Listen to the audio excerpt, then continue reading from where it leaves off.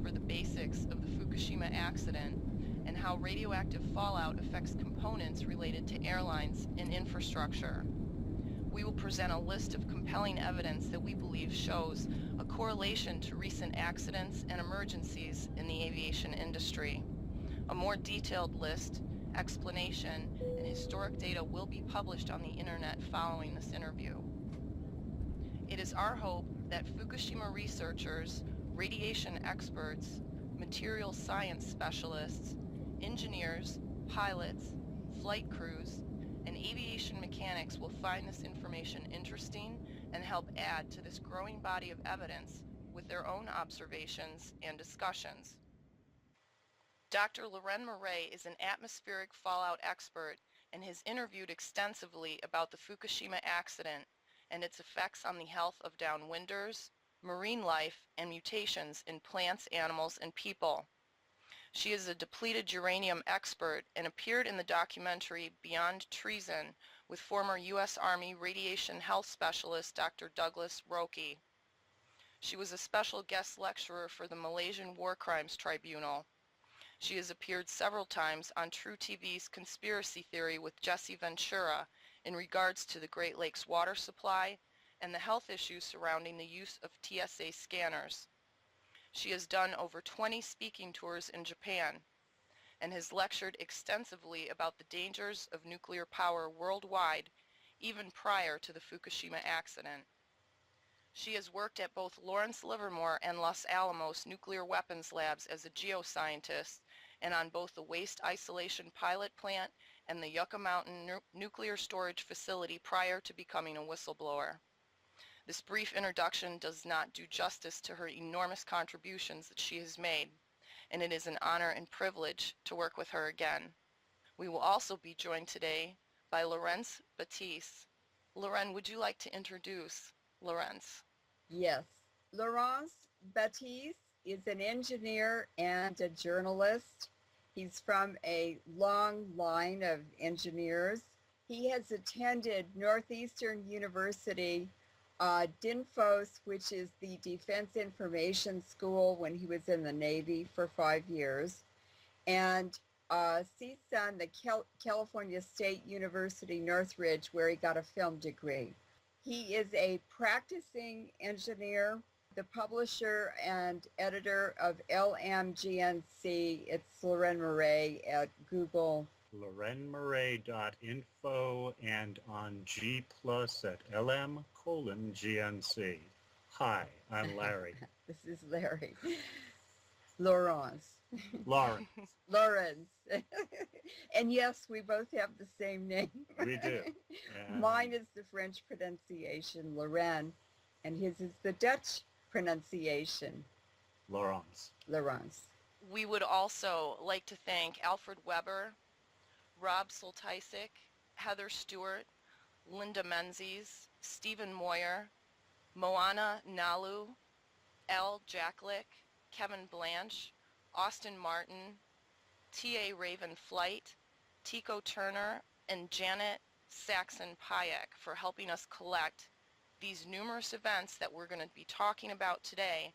For without their contributions, an interview this extensive would not be possible. Leuren and Larry, welcome to the show. Thank you. Good to be here. We're really happy to be on, and a very special thanks to the contributors you just mentioned, because without the citizens' contributions and participation in our research, we wouldn't have nearly as much information to present today. So thank all of you. Everyone has a piece of the puzzle. It's Yes. time for us to start putting them together and solving this puzzle. We're going to be talking about some events that we've been following since about the end of February. And at that time, I was working on other aviation type problems related to radiation in the skies with pilots passing out. And it was a few weeks after I had done an extensive interview with Alfred Weber on Exopolitics that we had the disappearance of Flight 370. And I know, Leuren, you have interviewed extensively on what happened to Flight 370, as well as MH17. And for people who may want more information about both of those plane disappearances and a plane crash, where can they find that information? That's on Leurenmoret.info, and if you go to the bottom of the home page, you will find them listed. Click on the link and it takes you to the story.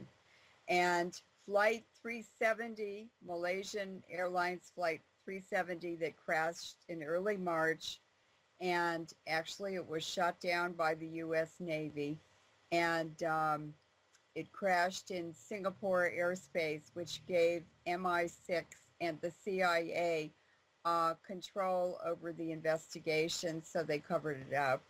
And the Flight 17, which was also a missile attack on a commercial airline, these were both described in Project Northwoods, and that was thought up, dreamed up in the 60s or 70s by the Joint Chiefs in the Pentagon, if you can believe that.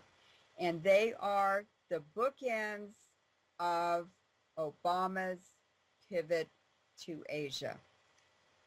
Yeah, in fact, that was the late 50s, early 60s that they started floating these ideas, the object being to false flag utilizing civilian aircraft.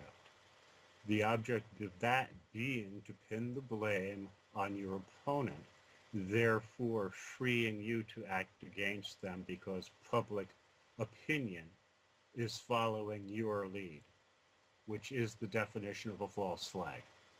Well, I've seen both of those interviews that you did, Leuren, and they are absolutely stunning. In fact, the Flight 370 interview, I think I've watched 3 times. I mean, it was really amazing. I learned so much just from that one incident. But the incidents... There was a lot to learn, believe me. I've never covered anything like that before, and it's just absolutely mesmerizing. You can't believe it's happening. You can't believe it was deliberately done, and by the Navy both times. Well, believe it, because they conceived that program.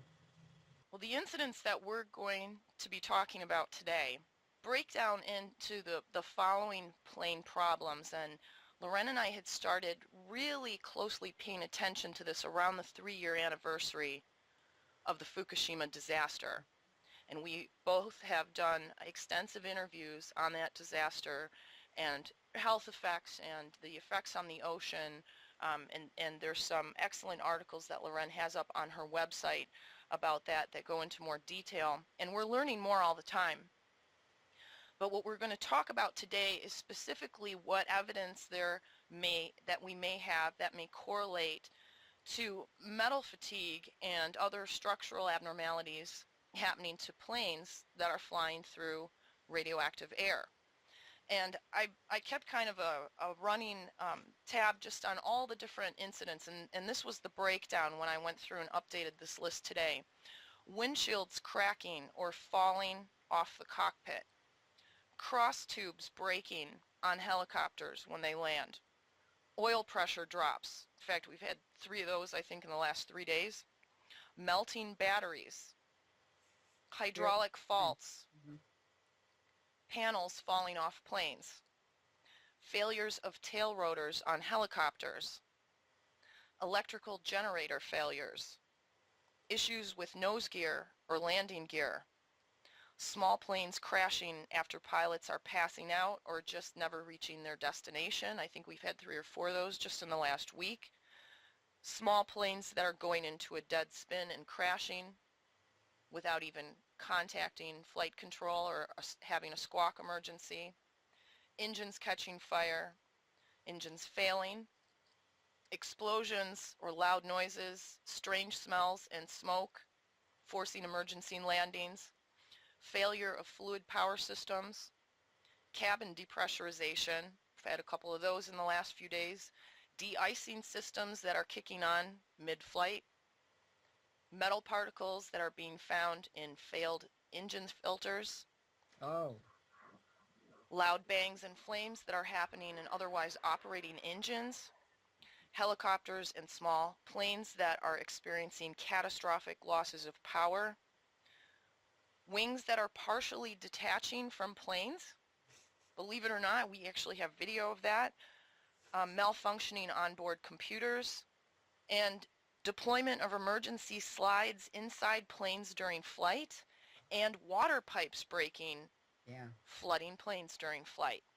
That's a sample of what we're going to be talking about tonight, based on the events that we have collected since the 3rd year anniversary of the Fukushima disaster.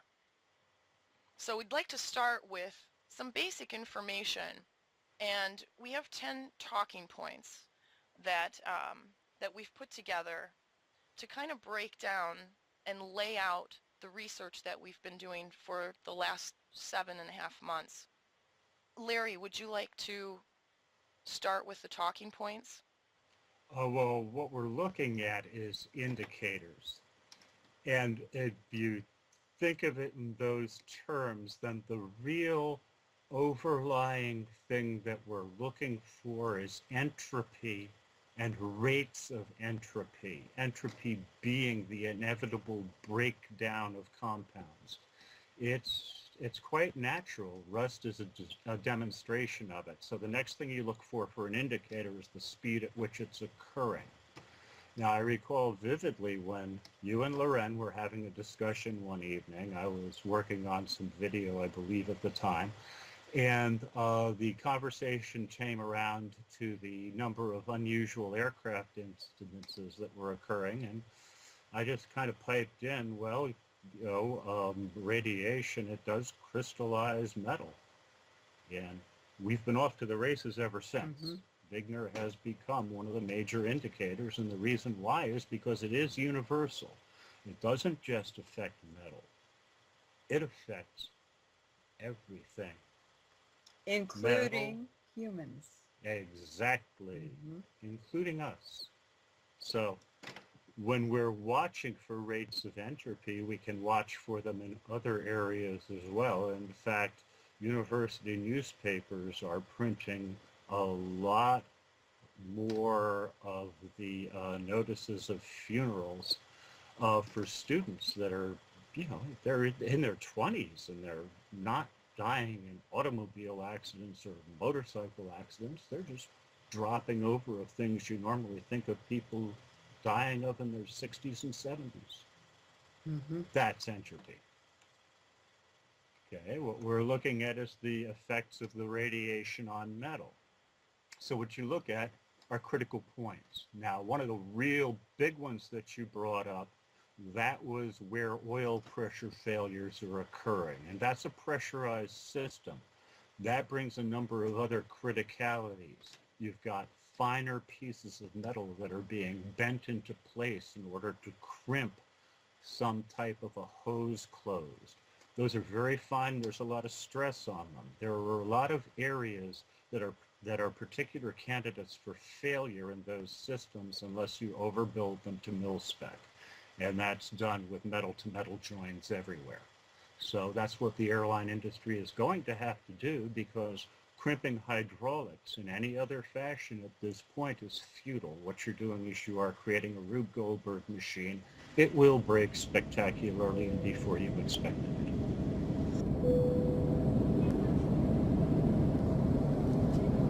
Ladies and gentlemen, the captain has turned off the seatbelt sign and you are free to move around the cabin. I'd like to remind you though, for your safety, please keep your seatbelt fastened whenever you do remain in your seat. If you'd like to read about important health and travel information, you'll find an article in the rear section of your in-flight magazine.